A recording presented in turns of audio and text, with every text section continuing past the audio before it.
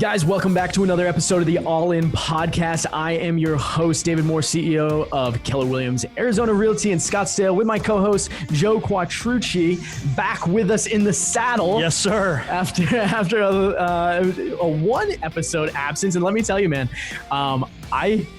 this is going to sound all mushy-gushy and gross. I missed you in that seat over there. It's different doing a show by myself. Well, hey, I appreciate you saying that. I'm sure you did fantastic. And ready to get it back started here today with Mr. Johnny Wolff himself. Yeah. So, guys, we're bringing you a great guest today. We are pleased to have Johnny Wolff, the CEO and founder of HomeRoom, here today. Johnny, welcome to the show. Yeah, super happy to be here.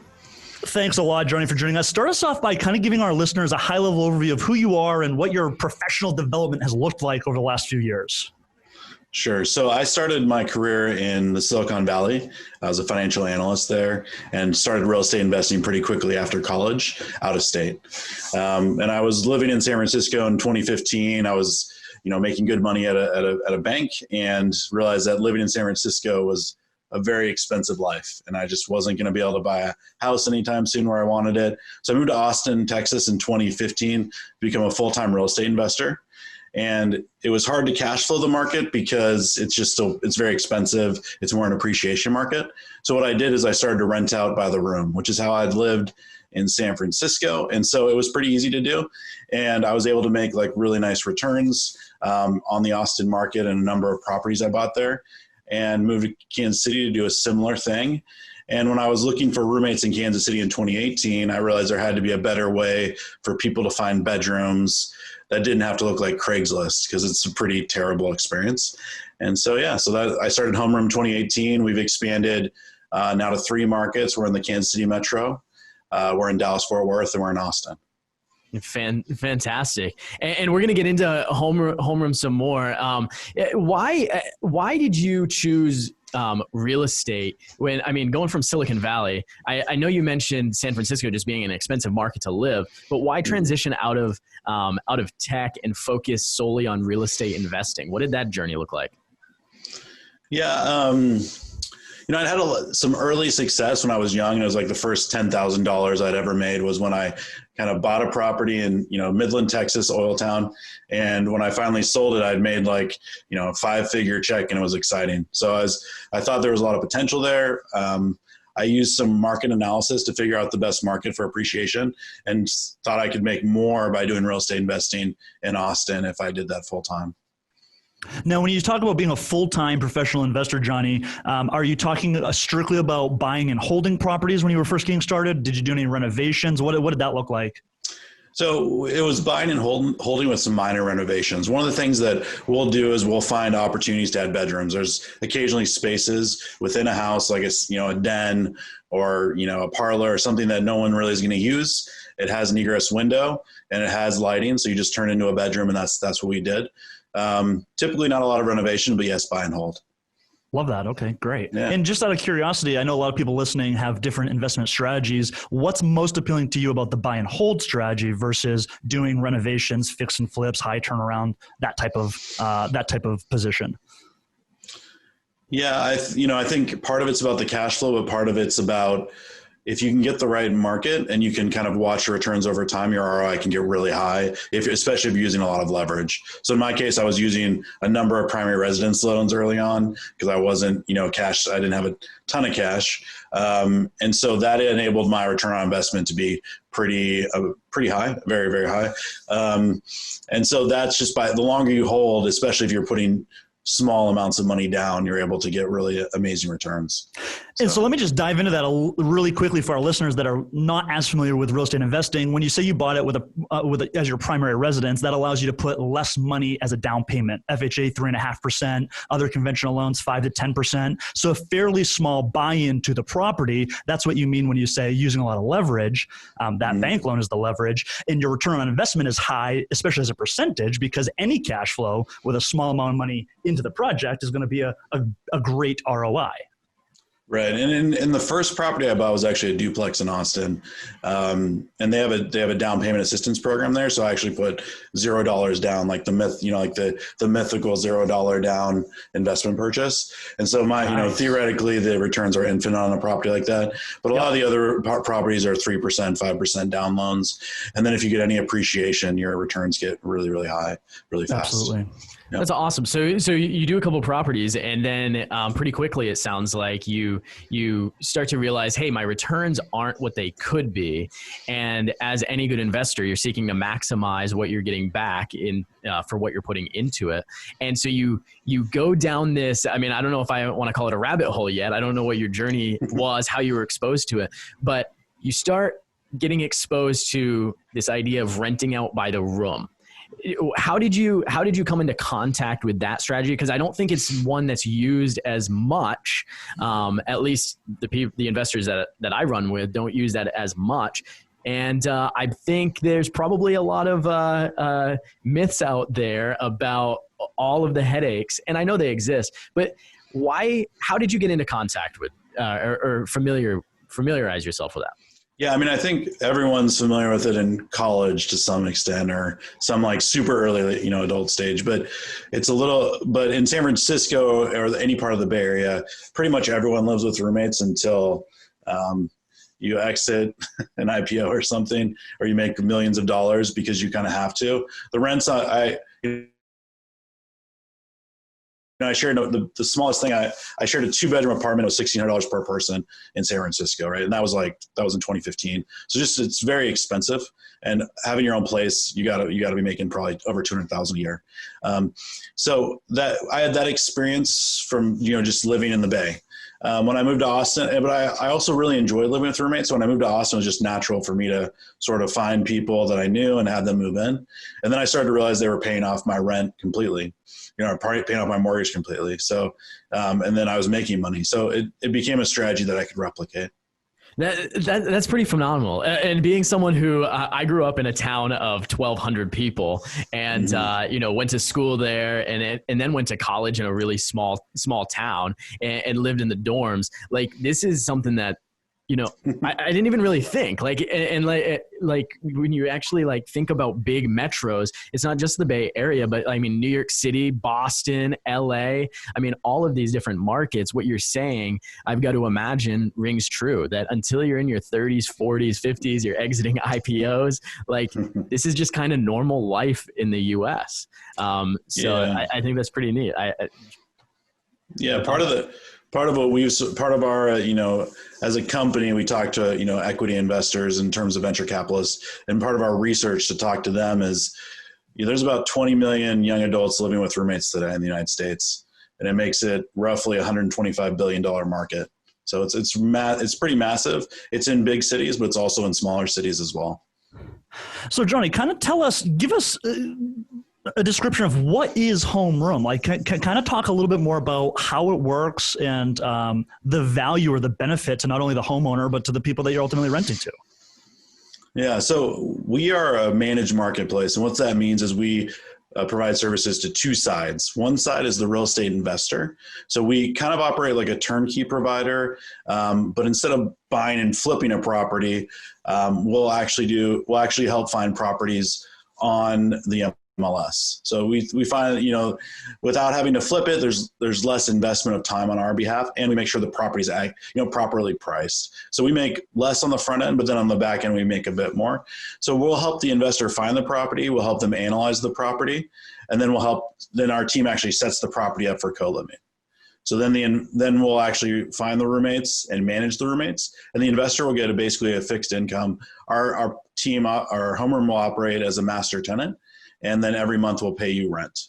So you come in with your down payment, like a typical MLS purchase. You'll give us some money to set the property up, and we'll do that for you. And then you'll get monthly checks. So it's pretty passive. So just so I understand, Johnny, yeah. I come to you and say, I've got some cash. I want to invest in real estate. You're going to help me identify through the MLS a decent purchase and make sure all the numbers make sense. After I am now the owner of that property, you're going to basically take control with a small retainer and go and find people to fill and occupy my space, each room individually. Correct. And then you'll do all the management from that point moving forward? Yes, sir. That's exactly right. Pretty sweet deal. It's pretty cool. So I want to dive into some of the maybe myths of this whole model, because I'm already thinking of some different things. Just like people who are getting into investing are like, well, I don't want to fix the toilet at 2 a.m. And like, I mean, I've never had to go fix a toilet at 2 a.m. Like I think there's some things in this niche in particular, like turnover, like roommates. Isn't there so much more turnover? Talk to me about that, Johnny. Like what do you guys tell people who want to invest in this niche but are scared of something like turnover?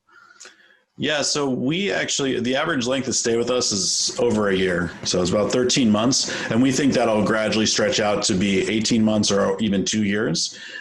We find turnover to be actually way less affect your cash flow a lot less, because if you have a house that someone leaves, it's a single family, you have to go in and do a make ready. You have 30 days of vacancy, then you're probably gonna have to pay your property manager a lease up fee. And so that ends up being about 2 months worth of rent that you're gonna have to pay. In our case, we have someone move out. The house is still, 50 to 80% occupied.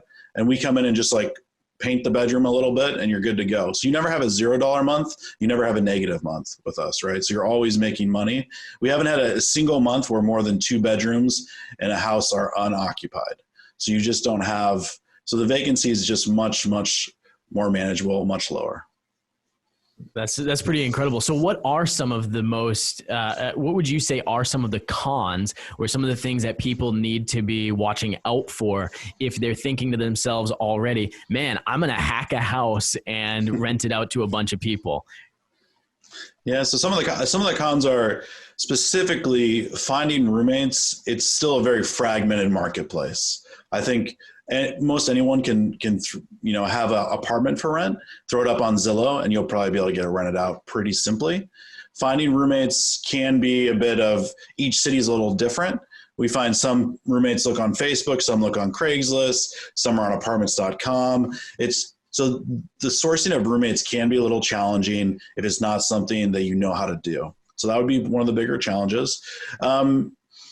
In terms of other cons, there can be roommate issues, but very rarely, quite frankly, is there roommate issues. Younger tenants, kind of like in any situation, they're not quite as good at being tenants yet. So they like have trouble with stuff that you would think like that shouldn't be a problem, like just plunge the toilet, man. That happens to us. Our biggest issues are drain clogs and like toilet clogs, which are both like things that I think most adults know how to deal with. So I think that's probably one of the other issues. So then things like actually getting the lease agreement created and signed, the security deposit collected, you as a homeroom are going to manage all of that for the investor. So as we're talking about all this, all I need to know as the investor is I need to buy the property, sign up with you, and you manage all of that. Is that correct? Yeah, that's correct. Yep, you're going to find the tenants, you're going to place the tenants, you're going to manage the money, and then every month, I would receive whatever my net profit is, my cash flow. Exactly, and typically that'll be more than you can make in any other model. With the exception, and that's one of the things that I want to dive into as well, is kind of the financials around this, because I believe you were starting to see something like over 500% returns in the Austin market or something like that. And so, when Joe and I are analyzing, let's say a flip, we're looking at 15 to 20% return as just like a minimum threshold. We're not even going to consider this if that's not a possibility. Sure. And then every buy and hold investor has their cash on cash return that they want to see. How do you analyze this niche, and what type of returns an investor should be seeing in the co-living investing arena? Yeah, so we're targeting for our investors a 10% cash on cash return and about a 25% return on investment. And we're able to achieve that primarily because with co-living, we add 30 to 40% per square foot in revenue. So by doing that, we actually, we have a fixed fee of 20% that we charge. The rest of it goes to the investor, and they're still making kind of more than they would make in any other model. Now, when you say 20%, that's 20% of the total monthly rent. Correct. Is your fee. The investor keeps 80%, and what you're saying is my 80% as the investor is still 10% cash on cash and 25% ROI at the end of the day. Correct. Yep. And I don't have to do anything. Don't have to do anything. I mean, I'm basically sold on this thing. Johnny, let's start buying properties, man. Johnny, Joe is the easiest person to sell. So, Yeah. so anything you ever launch, just send it Joe's way. I like the positivity, Joe. I really do. I'm gonna next time we invest, the next time we launch, we'll definitely talk to you, man. Well, and here's how I like this model, Johnny, is because I've always known as a real estate investor that I could get more money if I decided to individually sublet each room in the house or the apartment. So Sure. I buy a house bedroom. I'm sorry, that doesn't sound right. A 3-bedroom house. A 3-bedroom house. I know I can collect more rent by renting each room individually, but as an investor, I don't want to have to deal with it. And so you Sure. really have identified this gap, this room for a new product like you have in the market, and that's what you've started here. Do you know? Is there other competition in this space? So there's other companies that are doing similar things. Co-living is kind of the phrase, and there's large, basically adult dorms in big cities right now that are launching. You know, Star City and Common in New York and San Francisco are doing like hundreds or dozens of people, but basically that's the densest part of the city. So we're doing it in single family houses, sort of in the suburbs. So we're the only one. We have a few competitors, but no one's offering it to real estate investors. They're essentially taking all the profits for themselves. Okay. And Johnny, are you seeing any changes in the market and in the landscape since the onset of COVID with co-living? Is there any research that you're noticing that that's changing the way people are co-living? Yeah, there's sort of two dynamics at play with co-living in the COVID environment. We actually had 0% vacancy from April to August. So what we saw was that we had some people, about 2% of our current tenants wanted to move out because of pre-existing conditions, which we obviously let them do. And then we had generally more people every month that would basically say, hey, my parents are asking me to move out. I work in a restaurant and they're a little bit older. So we had like this we had some upward pressure, some downward pressure. We saw it about the same. We really think that this summer is probably going to be the biggest time for co-living ever, because we're going to have a lot of people care about affordability in the pandemic, and the vaccine is going to come through. So we think it's going to go pretty gangbusters this summer. Well, that's a really interesting take as well. I think that affordable living is going to become more of an issue. And so even though you may have a segment of the population that is probably moving away from co-living for sake of safety and health, you're also going to have people that are going to have this by necessity, them Right. have to kind of downgrade, if you will, or just make this shift in their lifestyle. I don't want to make it sound like it's a bad thing to have roommates. I've never. Yeah, I mean, we definitely have. I mean, people that do it primarily for affordability. There's no doubt. There's nothing cheaper than what we offer. We have bedrooms like for $375, but we do have people that can afford. Most of our folks could afford or would qualify for a studio or single family apartment or single room apartment, and they just kind of like the communal aspect of it. And frankly, it's been a lot better to be like quarantine at home with like my friends and my roommates than it would have been if I was in a studio. 100%. Johnny, talk to me a little bit about your team at HomeRoom. If I'm an investor and I want to work with your company, who am I going to communicate with? In what sequential order is that going to happen? And how are they going to help me achieve my ultimate goal as the investor? Yeah, so we the first step is actually you talk to me. So I like to talk to all investors up front to kind of go through why we think it's a good opportunity for real estate investors and why I'd buy it, why my family and friends have bought home rooms. And then we'll kind of break down, what you should expect. And the next thing we would do is help you pick a market. Do you want Austin with the high appreciation? Do you want Kansas City with great cash flow? Do you want kind of Dallas, which has the mix of both? And we kind of, our goal is to really be nationwide. So that instead of being like geographically focused and like are helping people pick investments, we can say, hey, what do you want? These are the different strengths of each market. So that's something that's really important to us as we expand. And then we'll connect them with the agent that's local. And that agent knows exactly the type of property we're looking for. And then we'll send them a pro form and say, hey, this is the property. This is how much we think you'll make in rent. Would you like to make an offer? And then we offer, negotiate, close.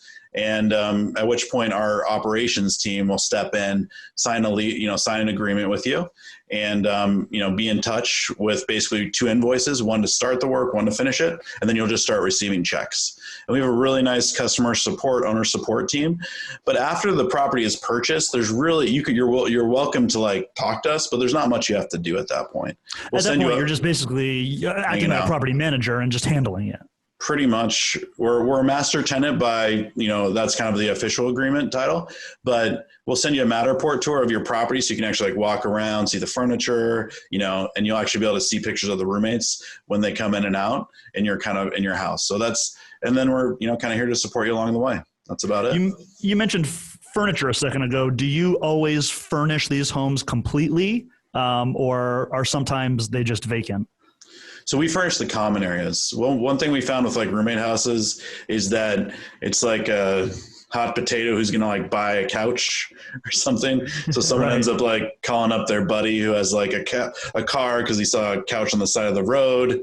One of my houses in Austin, I went inside and like they had an old computer monitor as their TV. It was like 12 inches and it was just so sad. And I was like, okay, this is not how this should be going. So after that, all my roommate houses, I furnish the common areas. And so that's what at HomeRoom we do. We use affordable, basically used furniture and we use professional interior designers to put it together so it looks nice. So it's not very expensive, but it does mean they can come in and eat dinner and watch TV the first day they move in. Now, with that, knowing that we're going to get a wide variety of different tenants, what is your tenant vetting process? What do you go through to make sure that you're going to get somebody that's going to pay their rent and not create issues for you or for the investor down the road? Yeah. So our average credit score today is 730. So we have some really high quality tenants. Our process is we've been fully remote leasing. Like our leasing team has been in California since early 2019. So we basically have smart locks on the doors. If the home is unoccupied, we'll allow you can do a tour, but our vetting process is pretty standard. TransUnion background credit check. We do a video interview with every candidate. And then if there's roommates in the house, they'll do a video interview with the candidate as well. And so if you're one of the roommates today, you can actually say yes or no to the next roommate.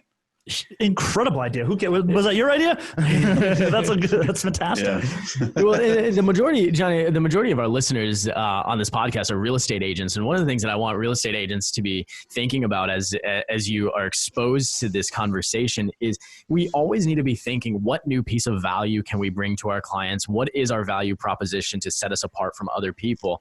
And it's through tangential businesses and individuals like Johnny that allow us to set ourselves apart. I mean, what an amazing opportunity for you to present something like the co-living proposition to clients who may not have thought of that. Maybe you have a client who's buying a single family house, but for whatever reason, they want to add an additional income stream. Why not present them the opportunity? And I used this phrase a little earlier, house hack this with a roommate to be able to maybe not cash flow, but offset the expenses. And so if you're an agent out there and you're just completely new to this idea and this concept, I want you to be thinking, how can you integrate something like this into your business, into your workflow to set yourself apart from other realtors? And Johnny, how do you, you were never a real estate agent, but obviously, how do you think a real estate agent could integrate something like what you're doing into their business? Yeah, so we have real estate agent partners in each one of our cities that help us find these properties. And frankly, they're our favorite partners out of all of them. Maybe the interior designers are like tied, but it's really about finding, we've provided a new value proposition and being open to it. We actually have talked to a few agents and they said, no, that's too crazy for us. But then the agents that have kind of like been open to talking to us, thinking it through and finding the right areas of town. We did 5 deals last month with our Dallas agent. He's a star. He's amazing. And he doesn't have to do much because our investors are like ready to pull the trigger on day one. He just has to find the house. So it's really kind of his openness and his kind of creativity and grit, and also just being like professional and like making the investors like him because a lot of them are coming back. So on that note, Johnny, what's next for HomeRoom? What markets are you looking at expanding into the future? Yeah, so we've circled about 45 markets in the United States. So we want to be in every major market. Number 4 is, we're still we're thinking of Phoenix, possibly. We're looking at Chicago, and we're looking at Atlanta. Those are kind of the three we really like. But we'll be in all of those eventually. So it's really about kind of the speed. We've raised a little bit of money from private investors, but we'll need to raise a bit more as we kind of expand. So it's kind of based on timing and kind of accelerated growth. Got it. Okay. Well, for what's worth, David and I both agree that Phoenix would be an excellent choice. Yeah, I think we're down for that, Johnny. So, I mean, dude, Can't obviously wait. you've had you have an incredible, I'm going to call it a product or service that you've created. And I'm excited to be connected with you. Now, so huge successes. How did you start thinking like you think? Like, how were you able to identify a problem or a gap in the market and just be able to exploit it in a good way? Yeah, I mean, that's a great question. The simple answer is just kind of a collection of experiences by exposing myself to like really innovative people kind of in different stage of my life. When I was in the Silicon Valley, I worked for a really amazing kind of CEO in a software as a service technology. He's actually one of our advisors, and he kind of like showed me what it kind of means to think innovatively, take big risk, and like start a business. When I was in Austin, I had like a real estate and a mentor who was an agent, and he kind of taught me about how do I look for properties and how do I find the best deals. And then, kind of added my financial analyst background into kind of building the portfolio the pro forma that would work for investors and for our company. So what I guess I would say is like each time I was I exposed myself to just a lot of different things over time, and kind of they kind of all came together with something I really cared about. And so I guess I've generally told people like, don't start a business unless like you really want to do it. And it's like the right idea that feels good to you, because I'm sure you guys know it's a lot of work. You don't kind of sleep quite as much, or you don't get as many vacations maybe, but it's definitely fun when you start to kind of break through. Jerry, I'm curious to know what your thoughts are around the diversity of investment types. Meaning, if I'm a real estate investor, should I be dumping all my eggs into something like HomeRoom where it's shared living spaces, or should I diversify and have a few more traditional setups? And then, I guess I'm just wondering what you recommend to investors as far as diversifying their own portfolio without putting too many eggs into one basket. Yeah, I think I like geographical distribution of real estate. I think that's interesting. I have properties in Texas, but in different cities, and then in Kansas City, Missouri. I think it's important to understand the macro and the microeconomics of each city are so different in the United States and globally as well. So I think that's something that people, they'll get really hooked into Indianapolis, really hooked into one city. But I think what we saw in like the Great Recession is that the property prices in San Francisco went down 54%, and the property prices in Austin, Texas went down 4%, right? So you have very different market dynamics in different cities, and I think spreading out, being in a couple or three is really good.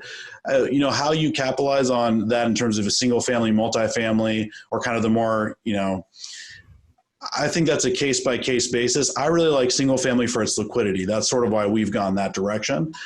We have a marketplace where people can actually sell their co-living property to another person who wants to buy co-living property. So I think making sure that you're connected at least to, a marketplace, and that doesn't have to be like an online marketplace like we have, but I'm sure that if one of your investors came to you and said, hey, I need to sell this property, can you get another investor to buy it so I don't have to put on the MLS? You guys could do that for them pretty easily. And that's generally what I would say is like, make sure you're connected to a marketplace online, or a marketplace that's a person, someone that can help you liquidate something pretty quickly. So. Definitely. Yep. Oh, go ahead. I didn't mean to cut you off. Yeah, I know you talked about asset classes. Did David, that kind of answer your question? I know that was more about kind of style of geography. I think that is a great answer. I think geographic distribution is something that people should be thinking about. I have properties in different parts of the country as well, and that there's great advantage to that. I mean, if you look back to all of the economic crises, they all manifested themselves in different parts of the country differently, right? Like Joe and I are in Phoenix. I mean, Phoenix single family market was destroyed, right? Absolutely destroyed. And it left great opportunity in the future for investors. However, where we came from previously in Maine, there was a downturn, but it was not anywhere near what it was in some of the major metros. And so I think geographic distribution of risk or diversification is interesting. And I'm glad you asked that question, Joe, because with your financial background in banking and whatnot, Johnny, I was curious because I tend to my pals in banking tend to have more of a conservative approach usually with diversification. Yeah. I mean, we're definitely open like diversification. I'm a risk taker, for sure. More risk taking than my banking background like encourages me to have. But I guess I see like middle of America or even markets like Phoenix as maybe more of a bond, and then like the coastal markets is kind of like the stock, and you kind of want to balance portfolio geographically, especially, but asset class as well. And I think that applies like asset class A through D. You're going to get, although I never would recommend C or D properties really, but you're going to get more upside, but it's also a lot more volatility. So you kind of want to keep kind of all that mix in play. What asset classes do you guys typically target? Single family, single family, small multifamily for me. Yeah, in B and C really, especially in Phoenix because the Class A assets are typically so expensive right now. Just the initial buy-in to a Class A asset can be a little bit trickier. Makes sense. Yeah. One of the things I think our listeners probably want to know, a lot of listeners have single family homes. Right. And so in the interest of maximizing profits, if someone were to come to you, Johnny, and say, all right, I've got this single family house. What do I do to prep it for roommates? What are 2 or 3 things that they can do to get that ready for taking on roommates? Yeah. So, I mean, the basic things that we do at HomeRoom to make it a perfect, we think is like the baseline, really nice starter for roommate houses. One is the furnished common areas and kind of kitchen items. So we have like knives and forks, we have a TV, we have couches. We try to have a dining room table that has enough seats for everyone. So if you're gonna have 4 roommates, have at least 4 seats. You want to be able to eat dinner together. We had Thanksgiving, like Friendsgiving at our house. So that's a huge one. Another one is we do maid service on a monthly basis. I think when you have roommates, there's sort of like this, things start to gnaw at you a little bit because like you're doing a little more than your other roommate's doing, but they're thinking the exact same thing because, they're doing something else and you never see it. So doing maid service like kind of takes that away because like it cleans everything and it restarts it every month or 2 weeks. The other thing I'm gonna get a maid now because my roommate is my wife and my kids. Oh boy! And they all do a shit ton more than I do. And that you're like I'm not thinking that, but they are. Exactly. Yeah. Well, Johnny, I just want to commend you, man, because it's clear to me as you continue to talk, about having the roommates Zoom call each other and about having this maid service. It's clear to me that you've done this long enough and you've paid close enough attention to identify what does the consumer want and need, and how can you provide that to make everybody's life easier? And it's very clear to me that you've gone through that process and that you've been learning from your own mistakes and successes, and that you've really created this product that has an enormous amount of value for. It's a win-win-win situation for the investor, for you as HomeRoom, and for the tenant who ultimately has a place to live that's affordable. They don't have to have a ton of furniture, and they feel comfortable about the process. Yeah, I mean, it's definitely a lot of trial and error. A lot of tiny TVs in the living room, couches that have been found like off the side of the road. So everything we've kind of done are like roommate conflicts in which we've sort of learned like if we tweak this thing or that thing or this thing, people will stay longer. The roommates will get along better. Basically, there's points of tension in every kind of roommate house, and if you can kind of like just put like a Band-Aid over all those pieces, people can live kind of harmoniously for a long period of time. We have some roommates that have been with us since we started the company a few years ago. So. Wow. That's pretty incredible. Well, man, I would love to keep talking about this. I want to transition us into the last segment of our show, which is 3, 2, 1 action. It's the same 3 questions we ask every guest. You ready for this? I'm ready. All right. Johnny, question number 1. Who has been the most influential person on your business? That one's pretty easy. It's my father. He was actually a co-founder of a startup in California. And so we actually, when we started the company, I think I'm okay at running a company now, but when I started, I had no idea what I was doing. And so we would he was the board member, and we would do weekly board calls, which was just me and him kind of like talking me through like silly things I was doing and kind of panic moments, but really coached me about establishing a really good team, and thinking about team culture, and then focusing really hard on the customer experience really early on. Well, he's clearly made a massive impact on you. And I love that idea of, almost like a weekly board meeting with your mentor there. Very cool. Question number 2, what has been the most impactful book on your business?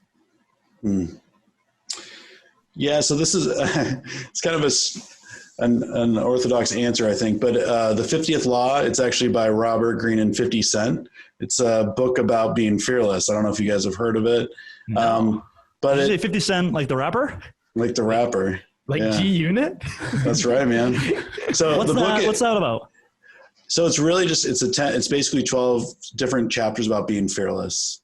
And so, as a finance kind of banker guy, kind of my typical response, like early in my career, is I think analyzing things a little too much, thinking a little too hard without taking action. And sort of the book is really about how when you put yourself into situations that are probably just a little bit above your pay grade, you sort of rise to the occasion. And so that book really kind of inspires you to kind of do that more. And I don't know, I love it. I recommend it to everyone. That's a great answer. Wow, we've never had that before. No, we haven't, but I love the concept of the book.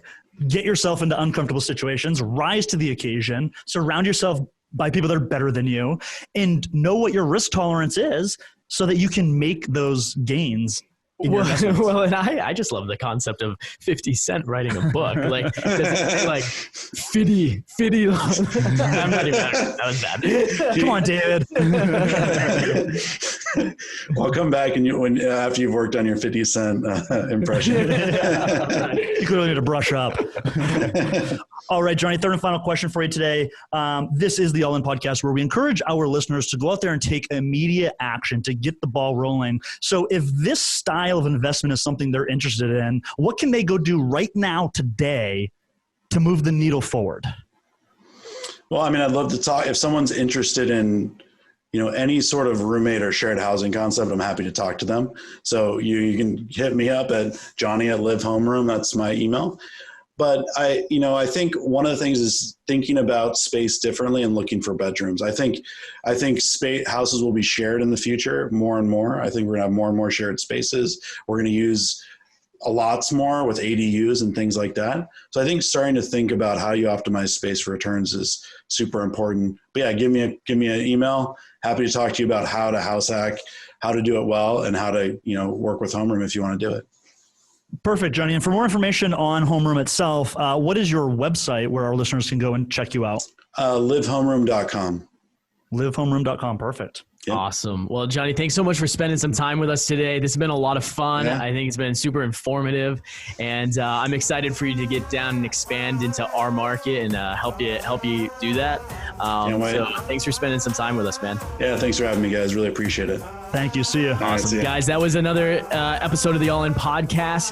Thanks for joining us, and as always, go play All In. Hey guys, thanks for listening to this episode of the All In Podcast. We want to invite you to find all of today's resources from our show page at aipodcast.co. We also ask that you take just 1 minute to leave us a review on iTunes or wherever you get your podcast. This is how we grow and how we're able to bring you the best content each and every week. Now go play All In.